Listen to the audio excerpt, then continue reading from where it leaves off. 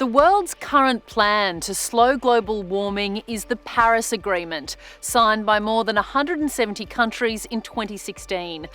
Under that deal, Australia pledged to reduce its emissions by 26% from 2005 levels by 2030.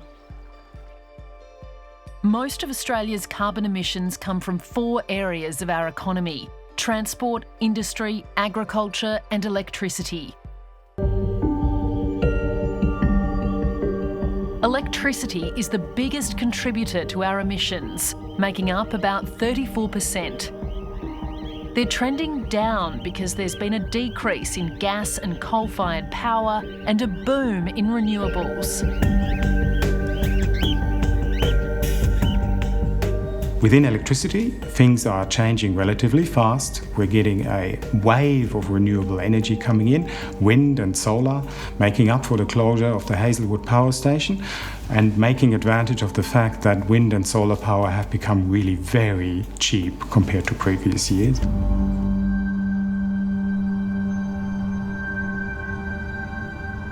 This solar farm in Coleambally in New South Wales can power up to 65,000 homes.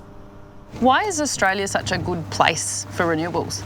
Well, look at the resources the country is blessed with, like sun, wind, a lot of space, and a need for a cleaner, with a less carbon economy, industry.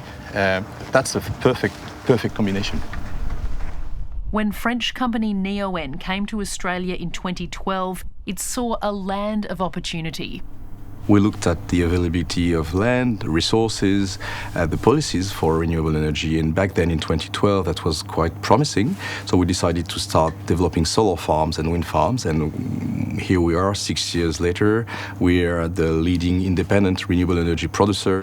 Australia is huge for us. It's half of our installed capacity globally. But since then, government support for renewables has waxed and waned. Investors are feeling uncertain. I think what is needed is a long-term goal for the integration or implementation of renewable energy. A long-term goal is not a burden. A long-term goal is a certainty that there will be more and more cheap, sustainable and reliable electricity injected into the grid. And investors, like consumers, need to understand what is going to happen in their foreseeable future. This solar farm was built in record time, less than 12 months. But renewable projects are starting to hit hurdles. The first problem is transmission. Projects are struggling to get connected to the electricity grid. Best locations for renewable energy, both in terms of solar parks and wind parks, are not necessarily where the existing transmission lines are. Right? And so we'll need to build new transmission. And there's complex questions around who pays for that and who decides where these new transmission lines will go. And you can see again down here in between Sydney North and Sydney East, there's another line out, 959.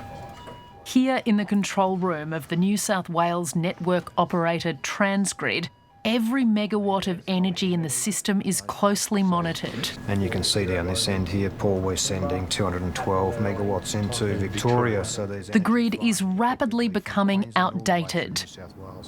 The shift towards renewables has happened very quickly. It's been 30 years since we last connected this much new generation to the system, and then it was all coal. Now it's all renewables. When was the last time you connected a coal-fired power station? 1992. The other thing that we're just keeping an eye on today is there's some constraints over here that we're managing as well. The grid is not being upgraded fast enough to accommodate all the new renewable projects that want to connect.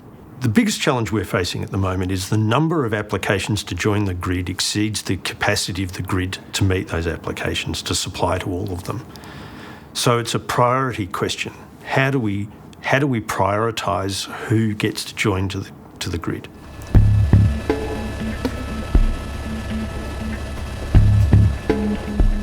The next challenge is storage. And if you want to transition over time to a renewable future for energy, then you cannot do it without stations like this. The government recently promised more than $1 billion towards this, the Snowy 2 hydro scheme. It's like a big battery. It essentially stores energy for when the wind doesn't blow and the sun doesn't shine. What we're talking about here is reliable, renewable energy. Just touch the screen. And press yes. Right, now push it over there. You'll hear the MIB open up. To get the most benefit from Snowy 2, there needs to be more renewables in the system. The Coalition has backed the plan, but Labor's demanding to see the business case before it commits. The proposal for a very large pumped hydro scheme, Snowy 2 proposal, of course would be a tremendous reassurance for renewable energy to operate efficiently into the future, but not until it's actually built. Right now, Snowy 2 sits there as a potential, and if it's built, it will eat the lunch of many other storage plants. If it's not built, then many other storage plants do need to be built. So we need certainty about what will happen with that state-led investment in Snowy. Right now, about 2/3 of Australia's power comes from coal. Many of our coal-fired power plants are old and due to close in coming years, like this one in Liddell in New South Wales. For the coal-fired power stations, we need to ensure that there is orderly exit. If nothing is done and if it's left completely to the market as it is, without any guiding policy framework, then we will get a very messy period that can last decades.